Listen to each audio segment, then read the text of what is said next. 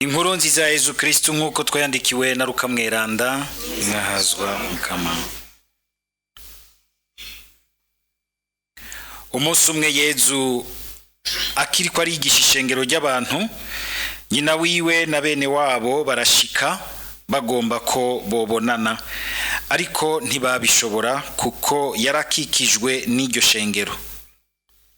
Niho bamubwira bati, nguyu nyoko wawe na bene wanyu bari hano kw'irembo bashaka kukubona. Ariko we mu kubishura avuga ati, mawe na bene wacu nabumva ijambo ry'Imana bakarikora. Dushimagize iyi nkuru nziza ya Kristo.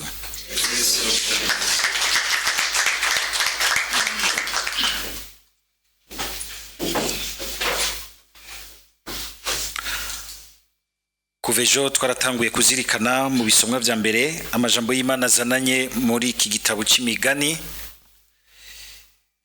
Ni igitabo cyo gusoma tuzirikana turabisha mu buzima bwa misi yose, kirimo impanuro nziza nyinshi zodufasha kuba abantu bafise ubuntu, konko twabizirikanye ejo.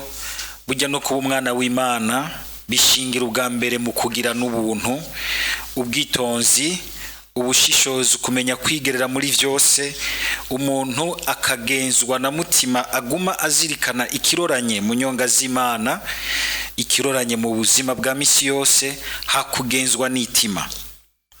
Mwumvise ingene uyu munsi rigaruka kugira ngo rihanure, ijambo ry'Imana rikaza rihanura abafise ubukuru bose kugira ngo ubukuru ntibubapayure ngo bigire ibimungu, bigire ibimana. Ijambo ry'Imana rikagira riti, bame bibuka yuko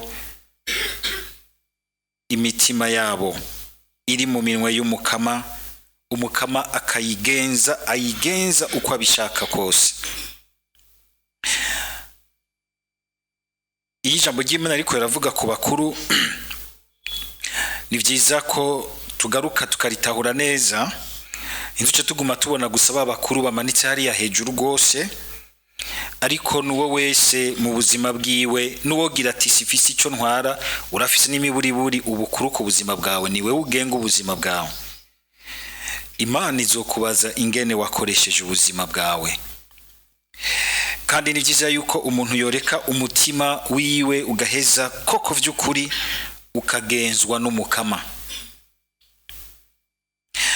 Umukama ngo aramenya umutima w'umuntu, agasesa imitima yose, akamenya ibiri mu mutima w'umuntu.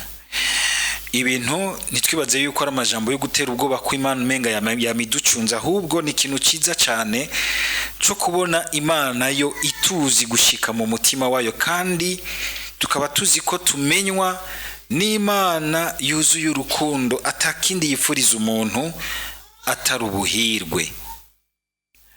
Ko dufise Imana itumenya gushika mu mutima wacu, turahiriwe. Kuko burya icama kitugora mbere mu buzima, kikanatugora ingene dutahurana, ingene tubana, ingene dusangira, nuko burya tutigera tumenyana vy'ukuri mu mitima. Ugasanga mbere umuntu n'ingene atoka hanze sivyo biri mu mutima wiwe.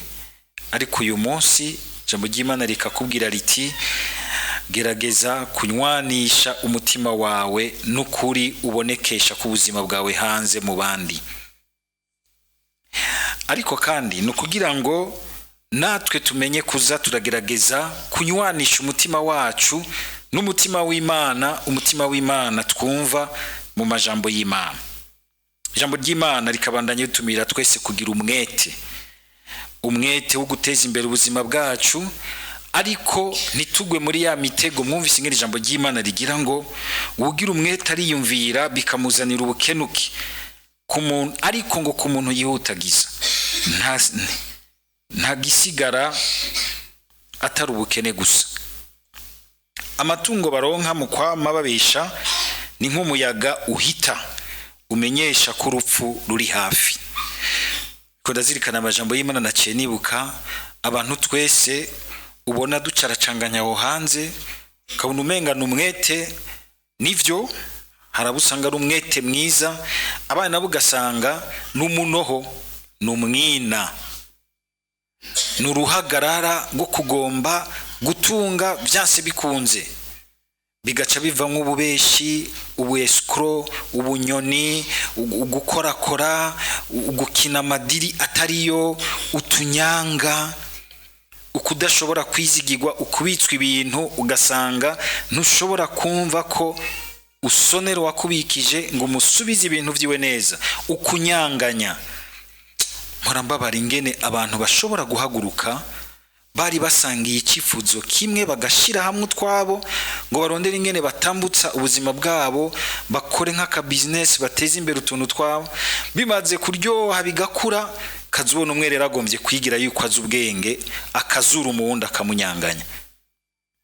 Icyo ni ikimenyetso cy'uko urupfu ruri hafi yawe, niko ijambo ry'Imana bivuze, bimenyesha ko urupfu ruri hafi.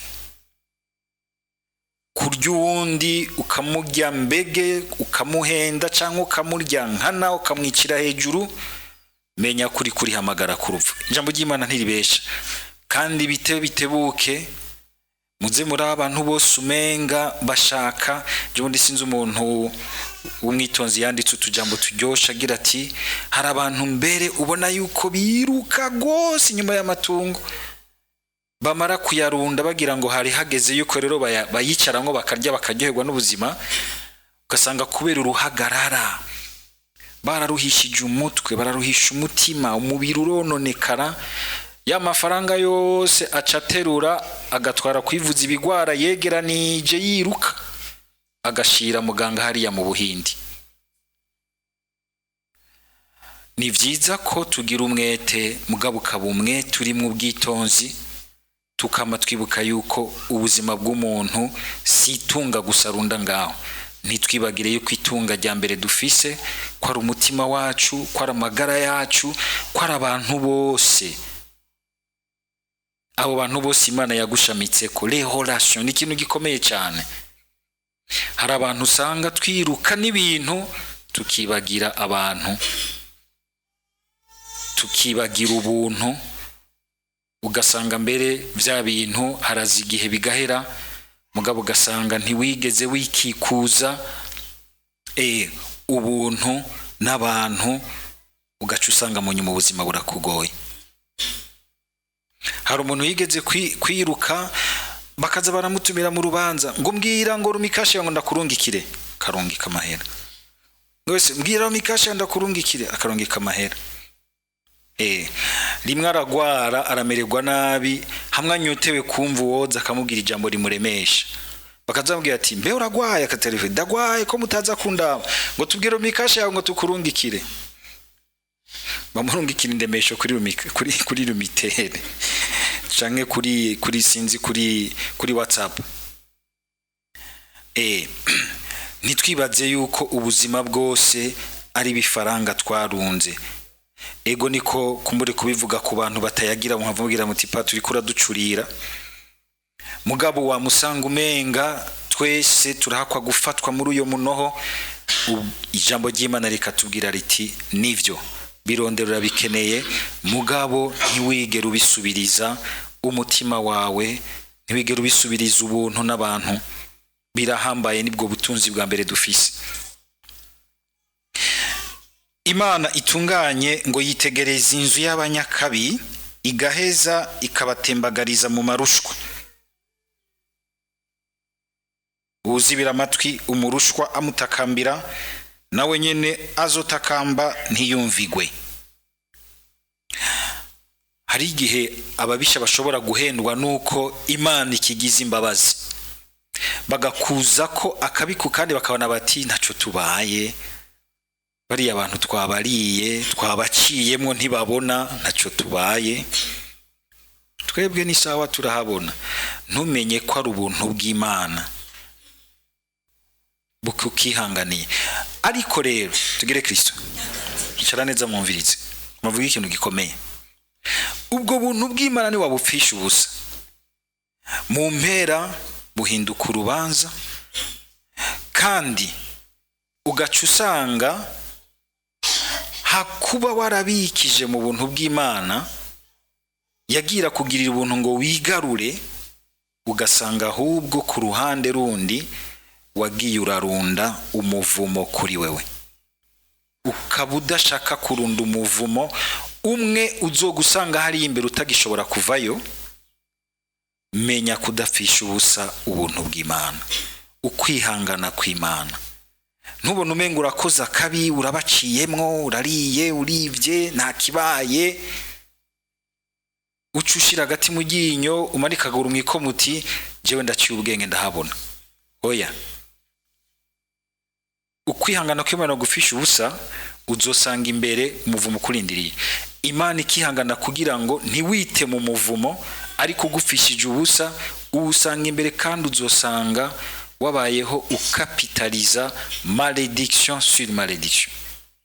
Ntidupfisha ubusa ubuntu n'imbabazi vy'Imana. Dusaba Mukama kugira ngo twame tugenzwa n'ubwo bwitonzi mu kugerageza n'ubundi gushira mu ngiro y'amajambo y'Imana. Mukama akagira ati mbere kugerageza kubishira mu ngiro nivyo bituma ducika inshuti ziwe, twegerana gose nawe, tugira ico dupfana. Ugupfana ikintu na Yesu sibigarukira gusa ku gisantima, sibigarukira gusa ko turi mu vy'Imana. Oya, ni mu kugerageza kwinanatira gushira mu ngiro ijambo ry'Imana. Mvuze kwinanata kuko ntitwama twabishoboye imisi yose, mugabo kumwe twabivuga mu ntango, kuba dufise Imana tubona mu mutima ikabona iti uriya naho bimunanira si kubw'ububisha, ni kubw'amagara make, nzoteba ndamufasha, amagara make ndayamutambutse. Imana ikanka ububisha, kuko umubisha abazibiye Imana. Ariko niwinanata kumbure ugasanga uracacumbagiza kubera amagara make, Imana ikubona mu mutima, hageze iragufata ukuboko ikagutambutsa. Dusaba Mukama dukingira ububisha bwose buturandura mu ijambo, ugasanga turiko tugendera ku bindi bikadutuma dutakaza nogira nti ukuba inema ivyiza, ingaruka nziza zuko Imana iba hagati yacu. Tugire Kristo. Kristo burya asanzwe ari hagati yacu, mugabo bitanga ivyamwa ku buzima bwacu igihe natwe dukabuye umutima tukinjira muri uko kuba hafi kwiwe, akatuba hafi twese. Twama twabizirikanye ari ngaha mu Karistiye, mugabo bizokora muri umwe bivanye n'ingene nawe avyemera akinjira muri iyo ntumbere yuko Mukama ari hafi yiwe.